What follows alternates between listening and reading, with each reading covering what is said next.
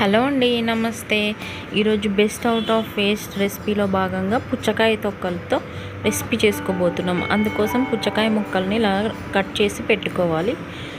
కడాయి పెట్టుకొని ఆయిల్ వేసి అందులో కొంచెం ఆవాలు, కొద్దిగా జీలకర్ర, కొన్ని మెంతులు వేసి వేయించుకోవాలి. వేయించుకున్న తర్వాత అందులో కొంచెం పసుపు, అల్లం వెల్లుల్లి పేస్ట్ వేసి పచ్చి వాసన పోయేంత వరకు వేయించుకోవాలి. అలా వేయించుకున్న తర్వాత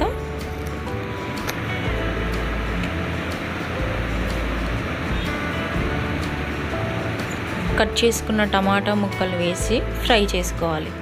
అవి కొంచెం ఫ్రై అయ్యాక పుచ్చకాయ ముక్కలు వేసుకొని కలుపుకోవాలి.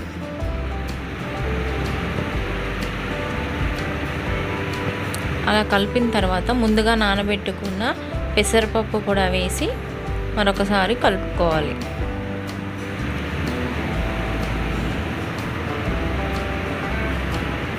ఇప్పుడు కొద్దిగా ఉప్పు వేసి మూత పెట్టి 5 నిమిషాలు మగ్గించుకోవాలి. అలా 5 నిమిషాలు మగ్గిన తర్వాత కొన్ని వాటర్ పోసుకొని ఒకసారి కలిపి మళ్ళీ మూత పెట్టుకొని మరొక 5 నిమిషాలు ఉడికించుకోవాలి.